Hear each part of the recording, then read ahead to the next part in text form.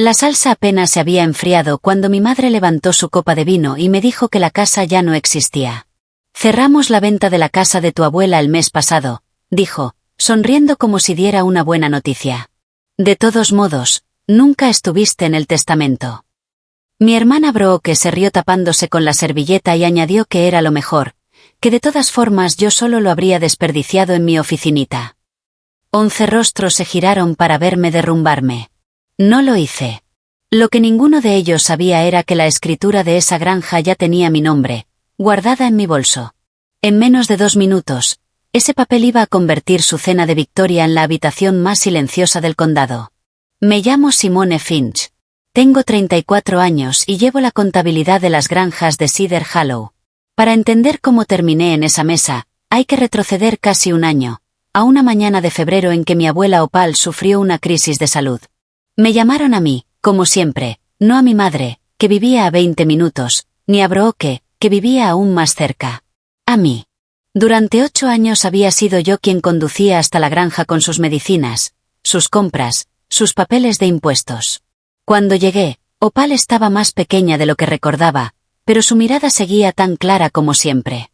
Me puso en la mano una pequeña llave, la de una vieja lata de recetas en su cocina, y me dijo que sabría cuándo usarla. En ese momento no le di mucha importancia. Me equivoqué al restarle importancia, como me equivoqué en muchas cosas ese año. Esa granja era el único lugar donde de verdad sentía que pertenecía. Mi madre pensaba que mi negocio de contabilidad estaba por debajo de la familia. Brooke lo encontraba aburrido. Opal, en cambio, pensaba que era lo mejor que alguien en nuestra familia había hecho jamás. Solía decirme, los números no mienten, Simone. La gente sí. Por eso aprendes los números. Una tarde de otoño en su jardín, me dijo con claridad que la casa sería para quien se quedara. Me reí, sin darle importancia. Pensé que teníamos tiempo. 3 días después de entregarme esa llave, murió mientras dormía. En el velorio, antes de que la comida se enfriara siquiera, mi madre ya preguntaba cuánto podría valer la granja. Brooke recorría las habitaciones fotografiando los muebles, calculando precios en voz alta. Nadie preguntó quién alimentaría al gato del establo de Opal. Nadie preguntó por su jardín. Me dije que el duelo vuelve extraña a la gente. También me equivoqué en eso. Lo más difícil ni siquiera había comenzado. Comenzó con una llamada sobre un testamento. Mi primo Wade, notario a tiempo parcial, convocó una reunión familiar, no en un despacho de abogados, sino en la mesa de la cocina de mis padres, con un pastel de café de por medio. Leyó que Opal le había dejado todo a mi madre, la nuera que cuidó de mí en mis últimos años. Mi nombre no apareció ni una sola vez. Mi madre pronunció su frase con una pequeña sonrisa satisfecha en la comisura de los labios. Nunca estuviste en el testamento, cariño. Me quedé completamente quieta, pero por dentro hacía cálculos. Opal jamás habría escrito esas palabras sobre mi madre. Se habían mirado como rivales durante 30 años. Y la firma era demasiado limpia, demasiado firme, para una mujer que apenas podía sostener una cuchara en sus últimas semanas. La fecha del documento la situaba 3 semanas antes de su muerte. Recordé algo más. 2 años atrás había llevado a Opal a la oficina de un abogado de bienes raíces para poner sus asuntos en orden. Había salido con un sobresellado y una tarjeta de presentación que archivé sin pensarlo 2 veces. Una tarjeta que decía Margaret Overin, derecho sucesorio. Cuando le pregunté a Wade directamente cuándo había firmado supuestamente la abuela este nuevo testamento, se puso vago enseguida, me pidió que pasara, un testigo que tendría que revisar. Un notario que no puede decir quién presenció un testamento te está diciendo todo lo que necesitas saber. Cuando pedí a mis padres ver el expediente real del proceso sucesorio, mi madre convirtió el momento en una acusación contra mí. Tu abuela apenas está bajo tierra y ya estás peleando por dinero. Brooke añadió que yo, como siempre, hacía todo sobre mí misma. Mi padre estudiaba el papel tapiz, sin decir nada, como siempre hacía. Entendí entonces algo que debí entender años antes. No estaban confundidos ni de luto de forma extraña. Tenían un plan, y ese plan requería que yo estuviera callada, avergonzada y fuera de escena. Así que me quedé callada, solo que no de la manera que ellos querían. Llamé a Margaret Overin a la mañana siguiente, y su asistente me pasó con ella en cuanto mencioné el nombre de Opal. Eso ya me dijo algo, antes de que la abogada dijera una palabra. Mientras tanto, descubrí que el proceso sucesorio avanzaba rápido, bajo un trámite informal y sin oposición, del tipo que se aprueba sin obstáculos cuando nadie objeta, y el aviso que debía llegar me había ido a una dirección antigua, llegando demasiado tarde para importar. Sobre el papel, el testamento de Wade parecía limpio, y el tribunal no tenía motivo para cuestionar una firma que nadie impugnaba. Ahora había un aviso de que la granja se vendería para saldar la herencia, vendida a quien apareciera con dinero. Una tarde conduje hasta el camino de Cedar Hollow y me senté al final del sendero de grava, viendo el columpio del porche colgar torcido en el crepúsculo. No podía detener la venta. Pelear la falsificación en un tribunal tomaría meses, y la casa ya se habría ido para cuando algún juez fallara. Pero nada me impedía ser yo quien la comprara de vuelta. Lo que se instaló en mí dentro de ese auto frío no fue derrota. Fue una decisión. Y lo que hice después, la carta que aún no había encontrado, la empresa que aún no había formado, la caja del banco que solo yo podía abrir, estaba a punto de demostrar que mi abuela había visto venir toda esta traición mucho antes que yo. Volví a entrar en la granja antes de que la empresa encargada de la herencia cambiara las cerraduras, usando la vieja llave de la puerta trasera que Opal me había dado años atrás. En la cocina encontré la lata de recetas en su estante sobre la estufa y encajé la pequeña llave que ella me había puesto en la mano en febrero. Bajo una tarjeta manchada de salsa había dos cosas: una llave de latón con la etiqueta Banco Cedar Hollow, caja 114, y un sobresellado con mi nombre escrito en su caligrafía cursiva. Cargué esa carta durante 3 días antes de atreverme a abrirla. Algunas verdades, una vez liberadas, ya no se pueden volver a guardar. Mientras reunía el valor, construí las herramientas que necesitaría para pelear. Registré una empresa, Cedar Hollow Holdings LLC, para poder pujar por la granja sin que mi madre reconociera mi nombre y subiera el precio por despecho. Me declaré como la verdadera propietaria ante el registro federal, tal como exige la ley, todo en regla, solo invisible para mi familia. Luego venía el dinero. La casa estaba tasada en unos $215,000. Entre 12 años de ahorros cuidadosos, una pequeña herencia de mi abuelo que nunca había tocado, y una hipoteca a nombre de la empresa, apenas podía costearla. Un detalle jugaba a mi favor. Mi madre necesitaba efectivo rápido, así que había fijado un precio de reserva bajo en la subasta. Una reserva baja es una puerta abierta, y yo pensaba cruzarla. Cuando por fin abrí la carta de Opal, su letra llenaba 2 páginas, firme de una manera que la firma del falsificador nunca logró imitar. Ella lo había visto venir desde hacía años. Las deudas de mi madre, las manos que se estirarían hacia la casa antes de que se marchitaran las flores. Me contó que el testamento verdadero estaba en la caja del banco, que me había añadido como cotitular años atrás para que nunca quedara congelada al morir ella, y que me había dejado la casa a mí, por escrito, a propósito. Luego venía la línea que he leído tantas veces que podría recitarla. Si alguna vez te dicen que nunca estuviste en mi testamento, pon esta carta sobre la mesa y deja que el papel hable. No pelees con gritos, Simone. Los números son tu fortaleza. El silencio es tu fortaleza. La casa es para la que se quedó. Esa eres tú. Margaret Overin y yo abrimos juntas la caja de seguridad. Dentro estaba el testamento original, firmado, atestiguado, notariado 2 años antes, dejándome la granja y las 10 hectáreas a mi nombre. Puesto junto a la versión de Wade, la diferencia era evidente hasta para mí. La firma verdadera de una mujer moribunda tiembla. Una falsificada avanza recta, esforzándose demasiado por parecer perfecta. Margaret me advirtió que anular el testamento fraudulento en el tribunal sucesorio podía tardar 1 año, y la subasta ocurriría mucho antes. Así que peleamos en 2 frentes: seguir el caso de fraude en silencio, y comprar la casa de vuelta limpiamente en la subasta mientras tanto.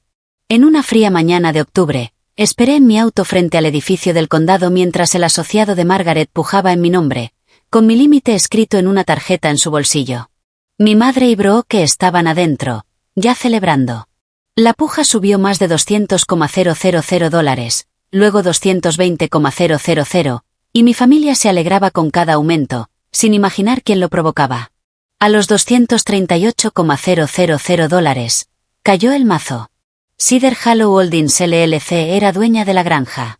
Mi madre salió después, contando su ganancia inesperada, quejándose de la empresa insistente que había subido el precio, y pasó a menos de 10 metros de mi auto sin mirar. El dinero se movió como se mueve siempre el dinero desesperado.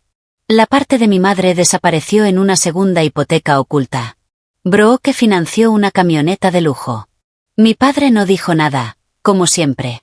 Dejé que cada cheque se cobrara, porque se acercaba la Navidad, y mi madre, que nunca podía resistirse a un público, estaba a punto de reunir a toda la familia en una sola mesa. Yo llevaría un regalo de anfitriona, 3 hojas de papel. Ella misma me invitó, dulce como el azúcar, por 2 razones que se notaban bajo su voz: representar una reconciliación ante el pueblo, y porque corrían rumores de que una empresa hacía preguntas sobre la herencia, y quería asegurarse de que no fuera yo quien estuviera removiendo las cosas. Incluso añadió, sin poder evitarlo, y que no haya drama sobre la casa, recuerda que nunca estuviste en el testamento. No arruines la Navidad. Le dije que iría, y que llevaría solo mi presencia. Lo decía en serio. También llevaría, en serio, la carpeta de cuero en mi bolso. 2 noches antes de Navidad, mi padre llegó a mi oficina, sombrero en mano, y admitió que había firmado documentos de la herencia que no leyó con cuidado, lo más cercano a una confesión que Raymond Finch podía dar. Le dije que ya lo sabía. Se estremeció y se fue a casa sin la absolución que esperaba.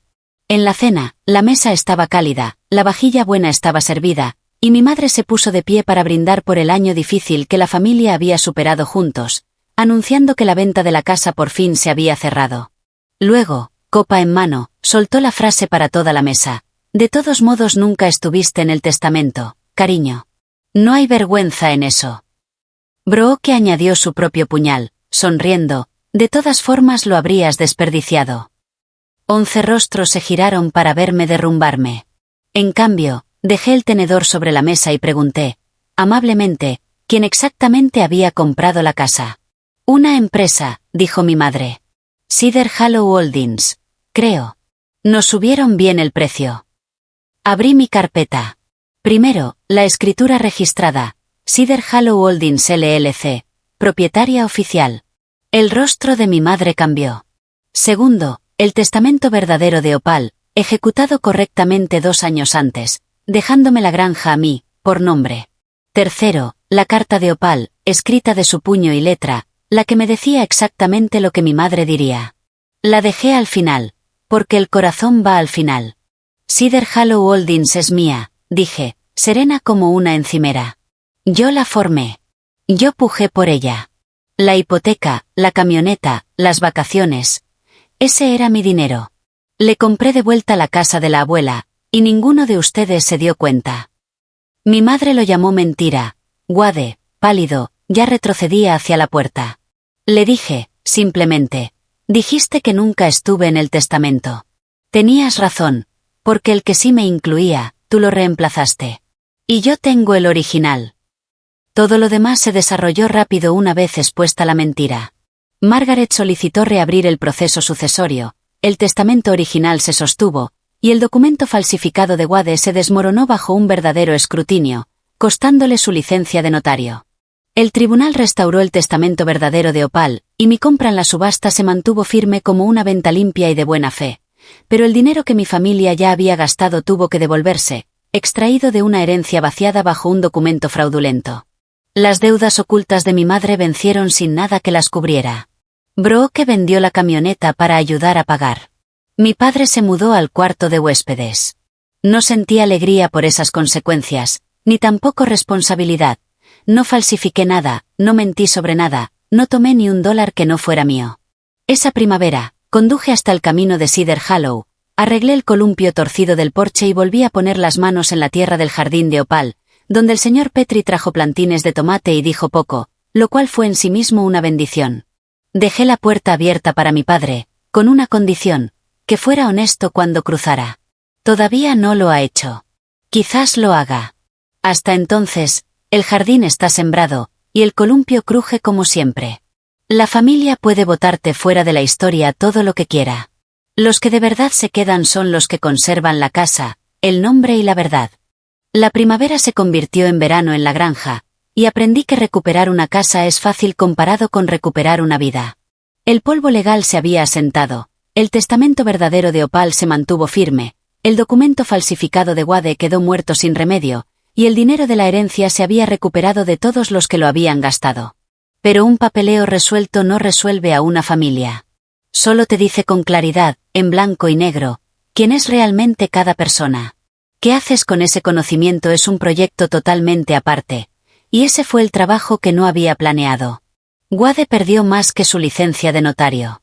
Las noticias viajan rápido en un condado tan pequeño, y para febrero su negocio de impuestos y títulos había perdido la mitad de sus clientes habituales. Escuché que llevaba la contabilidad de una empresa de camiones en otro pueblo, un trabajo que no requería que nadie confiara en su firma. No sentí nada al enterarme, ni satisfacción, ni lástima. Había tomado una decisión a cambio de una tarifa, y la tarifa se había cobrado. Eso era simplemente aritmética, la misma que Opal me enseñó en su mesa de cocina años atrás. Los números no mienten. La gente sí. Wade había sido el ejemplo más claro de esa lección que había visto jamás dentro de mi propia familia, y dejé que la lección quedara sin agregarle comentarios. Brooke fue más difícil de observar. Vendió la camioneta en enero, y durante un tiempo me llamaba cada pocas semanas, sin llegar a disculparse del todo, más bien tanteando el terreno para ver si yo había olvidado. No lo había hecho. No fui cruel al respecto, le contestaba cuando llamaba, preguntaba por sus hijos, mantenía las cosas civilizadas como Opal habría querido. Pero noté que ya no reorganizaba mi horario por ella como antes. Noté que ya no necesitaba su aprobación antes de tomar una decisión. Eso fue su propio tipo de libertad, más silenciosa que la que había ganado en el tribunal. Para principios del verano, Brooke había empezado, de maneras pequeñas, a hacer las cosas de otra forma. Un sábado apareció para ayudarme a despejar maleza en la cerca trasera de Opal. Casi no dijo nada en toda la tarde, y se fue sin pedir nada. No sé si eso fue el comienzo de algo real o solo culpa buscando dónde apoyarse. Decidí que todavía no necesitaba saberlo.